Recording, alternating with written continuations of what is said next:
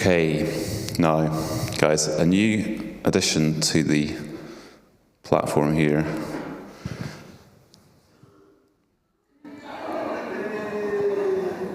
Okay, you won't have seen me in these before. I've got to that stage, but at least what I can do if I really want to emphasize a point, you know. So, just wait for that, okay? The only bit you need to listen to is the bit where I take the glasses off. Okay, so so the I Am series that we've been looking at, Rupert kicked it off a few weeks ago, and he talked about Moses' encounter with the burning bush, and God saying, "I am who I am." So we have this story in the Old Testament of essentially God saying, "I'm beyond your definition, I'm beyond your understanding, the source, the ground of all being itself." And it's interesting then as we continue on this series and we start to look at Jesus and Jesus saying, "I am," he starts to unpack this a little bit more. And he compares himself to elements of life which are fundamental to the existence of the people he was speaking to. So last week, Rupert spoke about Jesus saying, "I am the bread of life." Bread being this cornerstone of the Middle Eastern diet, a bit like potatoes are to the Irish, apparently. So, and in coming weeks, we're going to hear more "I am." So another example is "I am the good shepherd," or "I am the true vine." And again, the experience of tending to sheep as a shepherd or growing vineyards was fundamental to life in the first century. So Jesus is referring to himself in these terms that people really understand and really grasp, these core aspects of life. And today the one we're going to explore is Jesus comparing himself to light. So we read in John's Gospel, John 8, verse 12, "When Jesus spoke again to the people, he said, 'I am the light of the world. Whoever follows me will never walk in darkness, but will have the light of life.'" There's so many ways that we can explore this because there's actually a huge amount of scripture about light and about Jesus describing himself as the light of the world. But I'm going to offer three things this morning. So three ideas. Light as the source of life. Light as the means by which we see clearly. And light as the overcomer of darkness. So we'll start with light as the source of life. So in the ancient and modern understanding of our solar system, one thing was really clear. There were some differences.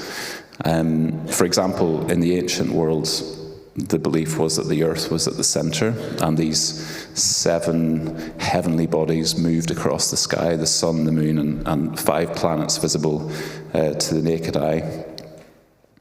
This vision of our place in the cosmos amongst these heavenly lights in many ways has shaped our culture that we've inherited today. Each one of the days of the week, for example, are named after one of these cosmic neighbours. Today's the obvious one, but you can have a think about what the other 6 are another time. You might have seen recently there's this period that we're in just this last kind of week or so called a planetary parade, where all of the planets are visible in the same night sky. Now, in the modern world, we know that it's the Earth that orbits the sun along with the other planets. But what's really clear in our understanding of the way our solar system works is that the sun, our star, is the source of light for the planet. It's absolutely, unequivocally fundamental to life. It's the source of light by which all seeing is done. It's the source of heat that creates our environment and the biosphere. It's the source of energy flowing into all plants, sustaining them, and animals, and of course human life. The sun is the source which supports life on earth, and we see its prominence stated at the very beginning of the biblical story. Genesis 1, verse 1, "In the beginning God created the heavens and the earth. Now the earth was formless and empty. Darkness was over the surface of the deep, and the Spirit of God was hovering over the waters. And God said, 'Let there be light.' And there was light." Now we read John's Gospel, and we'll talk a bit about John's Gospel today because there's lots of reference in it to Jesus as the light of the world. But the start of John's Gospel does this beautiful echo of the start of Genesis. And John was thought to be one of the closest people to Jesus. He recognizes, as he writes his Gospel, that his Lord, that Jesus, can be compared with the very start of the beginning of Genesis, that he is fundamental and central to all life. So John writes this: "In the beginning was the Word, and the Word was with God, and the Word was God. He was with God in the beginning. Through him all things were made. Without him nothing was made that had been made. In him was life, and that life was the light of all mankind."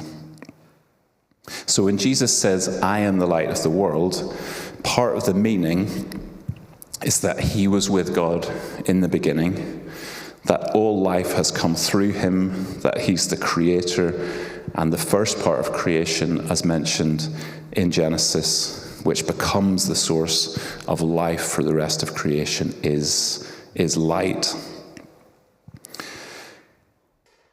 Jesus, as John describes it, Jesus is the Word. He was with God and he was God, and the first words spoken that we read in the Bible are, "Let there be light." A week ago, I was out with a few other guys in some woods in East Lothian, having a little gathering around a fire. And it was beautiful, still evening. It was the day after the storm had blown through, and so lots of trees knocked down. But everything had calmed, and it was lovely. So we walked into the woods, and we were getting well away from streetlights and traffic.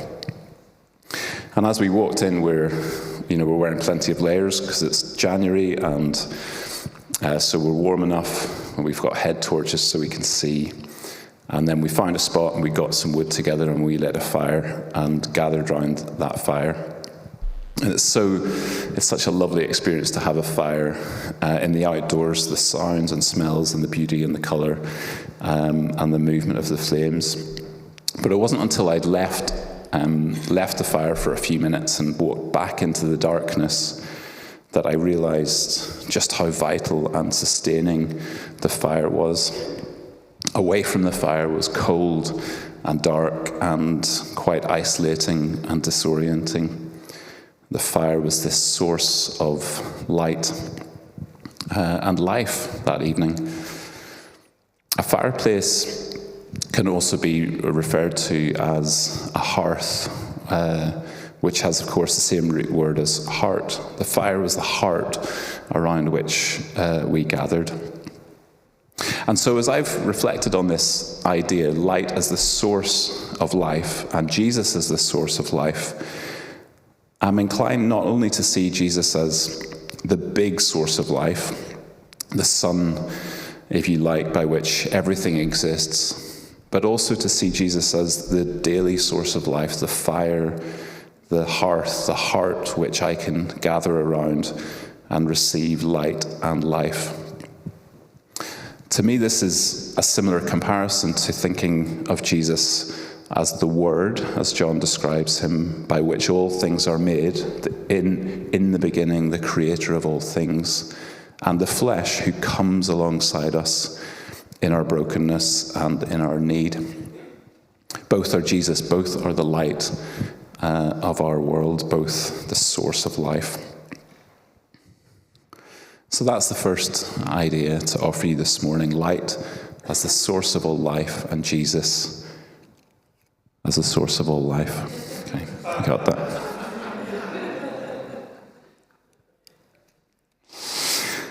Okay, so the second idea then is light as the means by which we see clearly.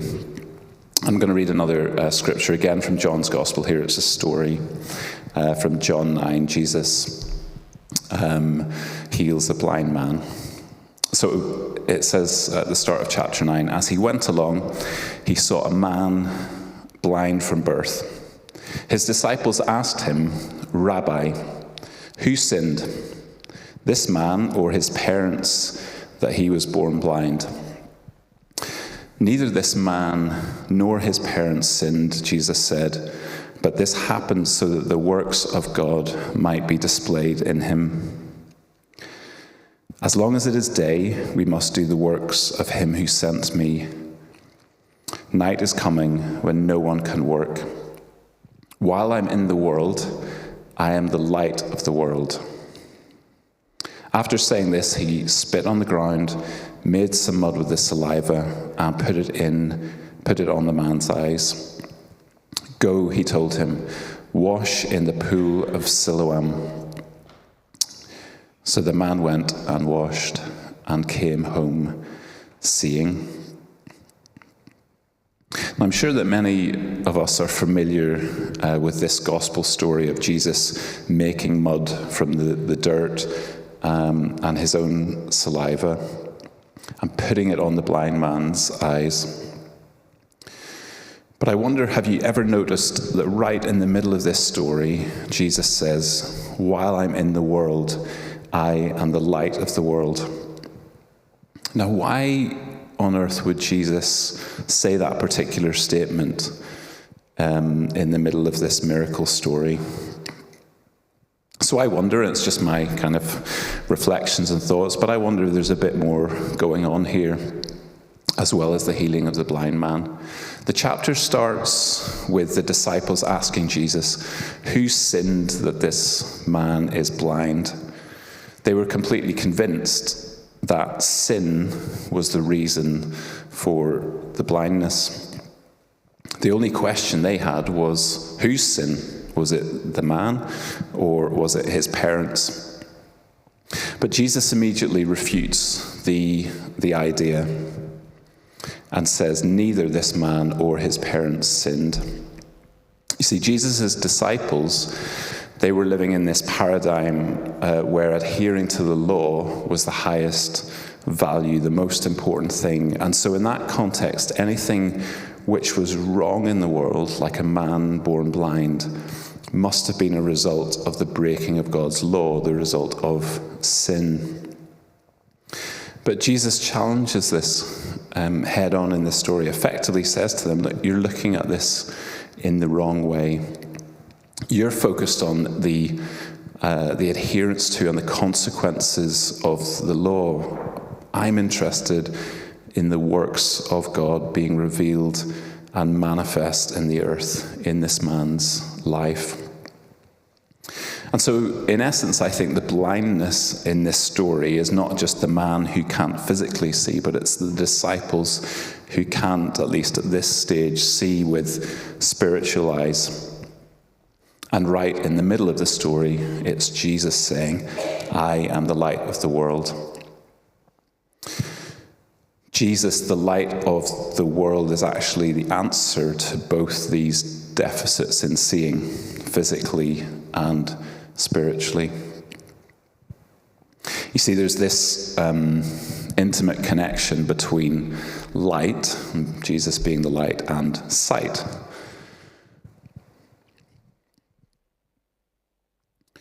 When we think about it, it's quite obvious. If we turn all the lights off, we can't see anything. The way that our eyes work and the presence of light in the world are inherently intertwined. And that's not true for all life. It's not true for all creatures. Some creatures use hearing.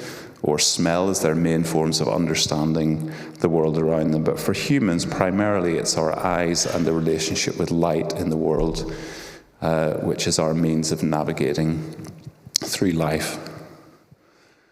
And Jesus is comparing himself really clearly to light.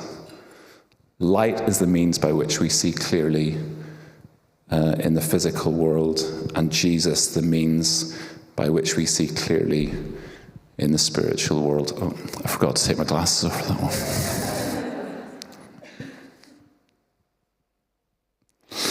Okay. So the third idea that I want to offer this morning is light as the overcomer of darkness.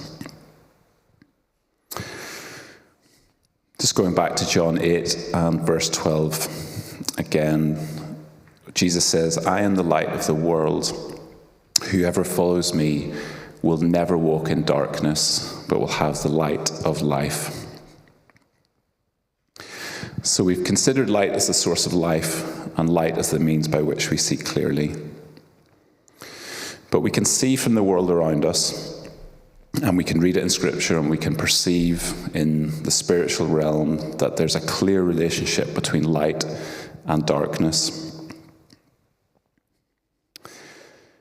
Now, I don't want to suggest this morning that there isn't a place for darkness in life. We're coming through to hopefully the end of winter. It's lovely to see a little bit more brightness in the air and the first signs of spring. But there's something about winter that's important, the kind of idea, a natural cycle of hibernation, of rest, of seeds being planted underneath the ground, which will come to life in due course. But darkness does have a role in life. There are seasons to withdraw, to seek solitude, to be hidden. You know, when we leave this building today, all the lights will be turned off. It'll be dark and empty, probably a bit cold. But that's okay. It wouldn't be sustainable to keep the lights on here all the time, and for all of us to stay here and have our presence here all the time. To me, that's a sort of there's a natural cycle of light and dark, day and night. So if darkness is part of the rhythm of life, some of the natural cycles of life, then how should we interpret this idea of light overcoming darkness? Well, as I've sort of looked at these verses in John's Gospel in a little bit more detail, I'm struck by the verse in John 8, verse 12, where Jesus says, "Whoever follows me will never walk in darkness." And there's something about that phrase, walking in darkness, which speaks to me of an intention to choose darkness over light.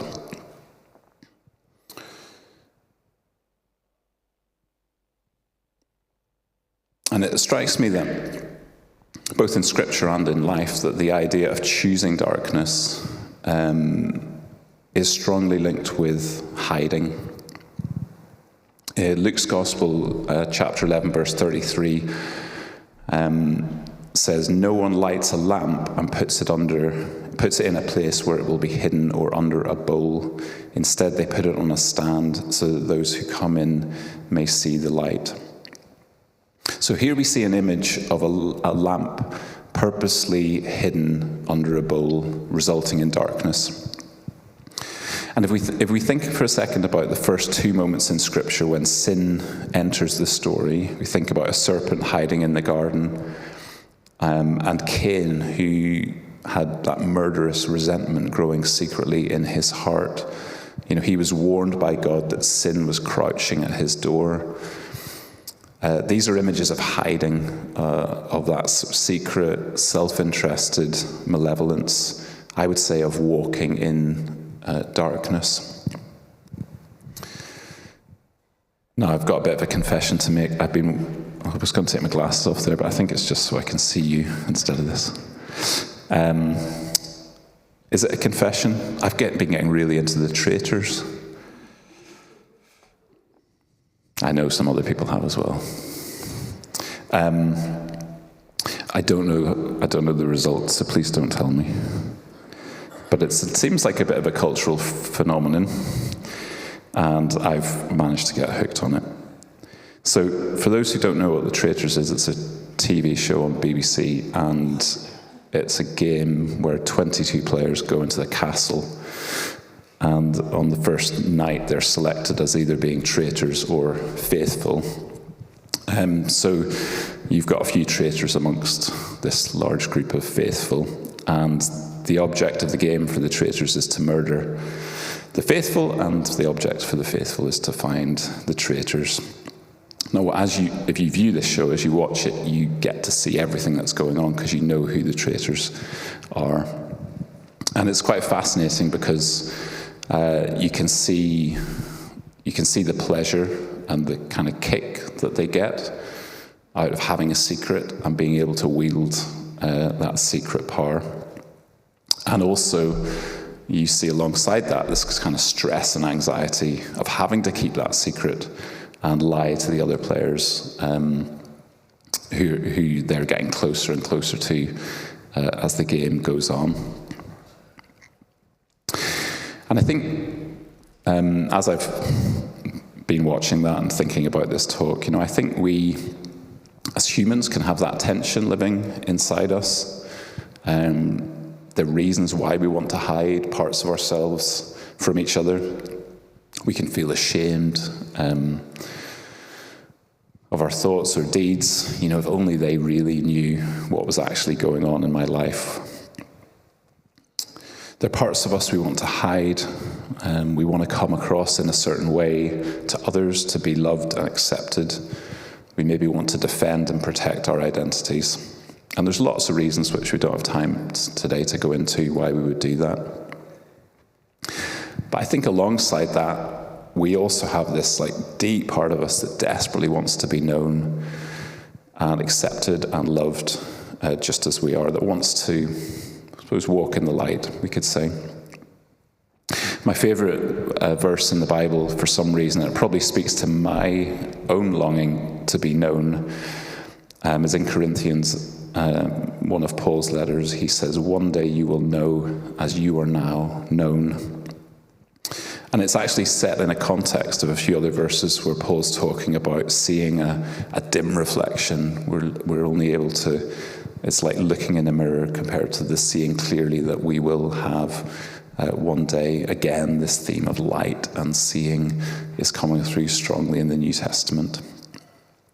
So this idea of hiding, this walking in darkness, it exists in the world. It exists in our hearts. And if we sort of, it's lovely to be here this morning and amongst all of you lovely people, but if we step back and think about what actually happens in the world, we know there is a lot of darkness out there. And it can have some horrendous manifestations: corruption, murder, rape, war, human trafficking. I could go on and on. And many of these things we're aware of because we're so connected globally. And I expect many of them we feel quite powerless to respond to. And perhaps we even kind of build some kind of immunity from them because they're common and we're used to hearing about them.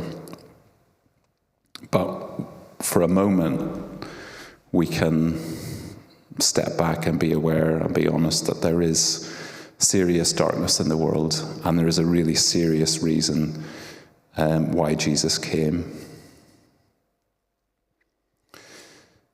And this is why I think it's so significant that Jesus reflects and states that he is the light of the world. So yeah, he's the source of life by which everything exists and by which we can find that daily life. He's the way in which we see clearly. It's almost he's also the overcomer of darkness. That was a wee bit. I need to practice this, don't I? That was a bit staged. I'll get better. I'll get better. But yeah, I think the idea of Jesus being the overcomer of darkness is one that's sometimes it's quite hard to confront and to face, but it's so significant. And so one of the things I've reflected on then, as my next question to that, Jesus as the overcomer of darkness, is how does light actually overcome the dark? How does light overcome the dark? For a long time, in my mind's eye, when I would think about verses like Jesus being the light of the world, or letting our light shine on a hill or on a lampstand, I would imagine this sort of white, bright, shining, beaming light all around. But when I actually think about how light works in the real world, it arrives to us in a whole variety of different forms. Every day well, maybe not in this country, but there's a sunrise and a sunset.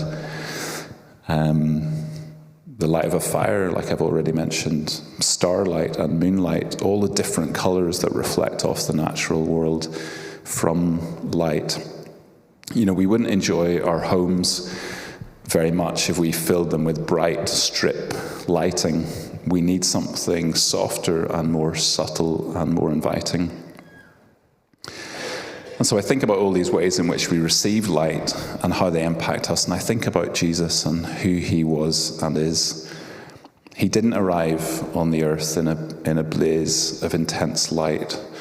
He arrived in an inconspicuous, dimly lit stable. He didn't expose an interrogating light on people's sin, but rather he came with gentleness to help them see more clearly, to heal, to restore. He didn't fight darkness by trying to extinguish every wrong act through power and force, but instead offered himself with the most right act imaginable, sacrificing himself in love in response to the multitude of dark forces against him. The disciples were interested in the darkness, in the blind man's life. Where had the sin come from? Let's shine an exposing light on that to find the truth. But Jesus was interested in something quite different. Yes, he was and is the overcomer of darkness, but the way he did it was not through force or exposure. He did it through love and self-sacrifice. Think about this image for a minute. Jesus made mud from the earth and his own saliva. This is almost like the same image of God creating Adam out of the earth that we see in Genesis, out of the dust. It also speaks of Jesus becoming human, entering the physical, earthly realm with us. He covers the man's eyes, an image of death and burial, of entering darkness. It's like a foreshadowing of the journey that Jesus is going to go on himself as he's killed and buried. And then the man washed the mud off with water. And here we see the resurrection image, the baptism into new life, the washing away of sins and the redemption through Christ. Darkness is overcome, light and sight restored. In this small story in John's Gospel, we kind of see all the elements of the big story of what Jesus came to do. This is how the light of the world overcomes darkness.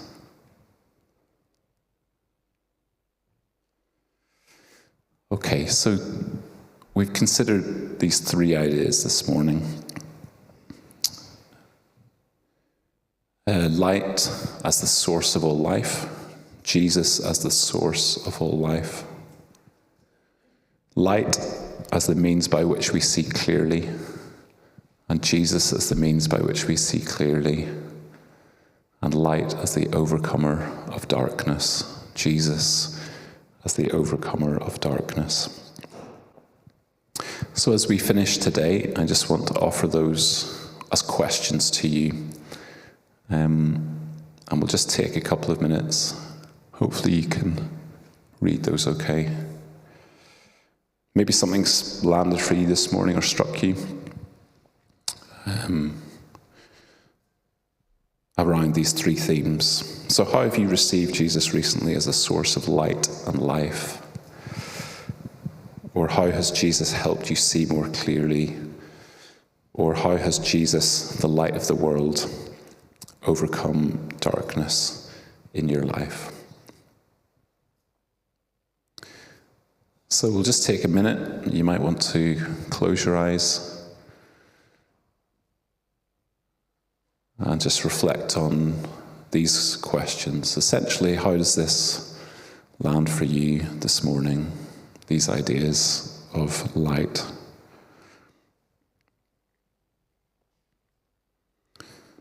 And then once we've done that, we'll maybe have time for one or two contributions through the mic, and then I'll invite the band up for a closing song.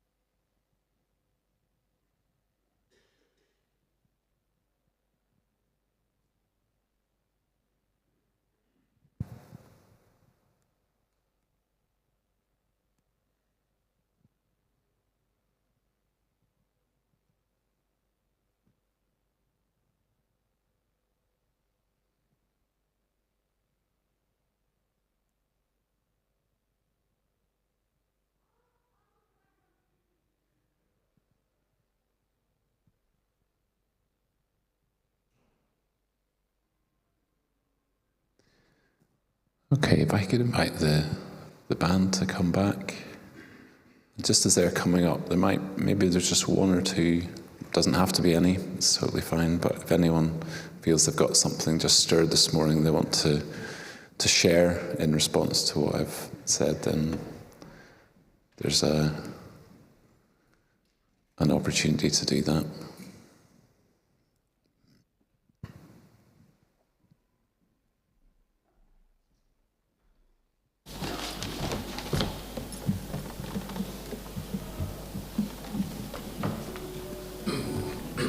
Kirsty.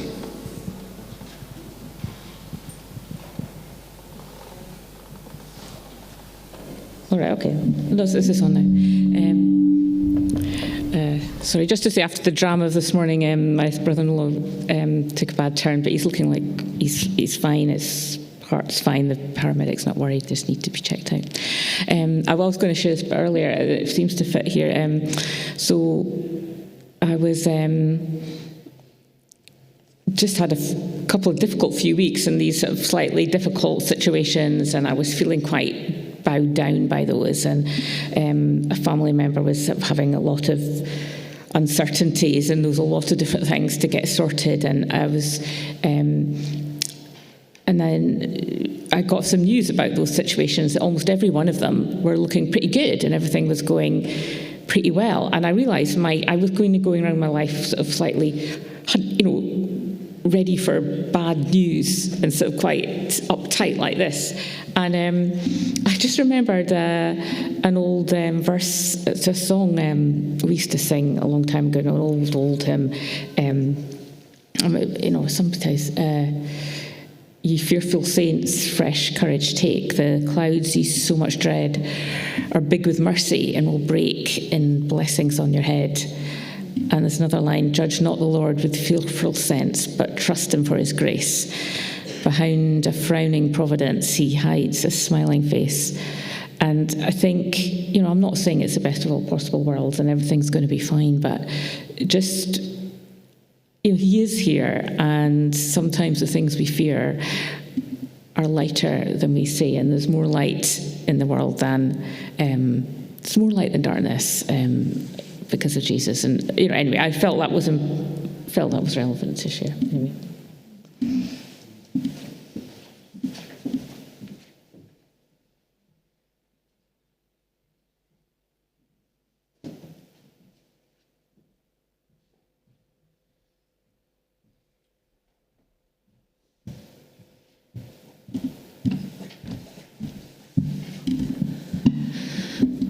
I've just been thinking about how lots of things that have been shared this morning really tie together.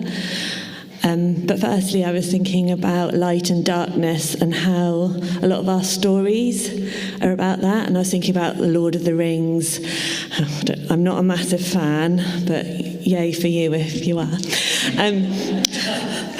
But I'm aware, at the very beginning, particularly in the film, it just feels so dark. And the darkness feels so heavy, and it feels almost palpable. And I think sometimes life feels like that. The darkness feels so big and heavy and kind of uncontainable and unmanageable. I was thinking about Jesus being the light, and our question about when our perspective changes because we invite Jesus in. That even in some of the smaller darknesses, we can see the light come in. And that really reminded me of what Trisha and Joy are setting up. And that will bring light into a place of darkness, into lives of darkness. They are looking to bring Jesus' life and light. And so that gives me hope. That even when the darkness is overwhelming, there are opportunities for Jesus to be the light and for that to be where our perspective goes. Thanks, Susie. Since you mentioned Lord of the Rings, I know you're not a big fan, but I actually did have a quote which I didn't use. Sorry, this is a bit ringy. That feels relevant now. It's actually from The Hobbit. Sadly, not from the book, it's from the movie, but anyway. Some believe it's only great power that can hold evil in check, but that's not what I have found. It is the small, everyday deeds of ordinary folk that keep the darkness at bay, small acts of kindness and love. Joe's written something here I just want to share as well on the screen. So why don't we just stand for a moment? I'm just going to read what Joe shared with us as an invitation, and then we'll have a song. And also, we're a little bit running over, so if parents are here, if they can go and get their kids from the groups, that would be great. So let me read this. Thank you, Joe, for reading this. It says, today I have an invitation to you. Today I have an invitation to you, my son, my daughter. Come to me. Come into my light. Don't be afraid. I love you totally, completely, unconditionally. Come to me. Come into the light. You can see the truth. You can begin to see from my perspective the reality, and you will begin to see and be free. Free from the false self, free from the lie, free to be. I love you.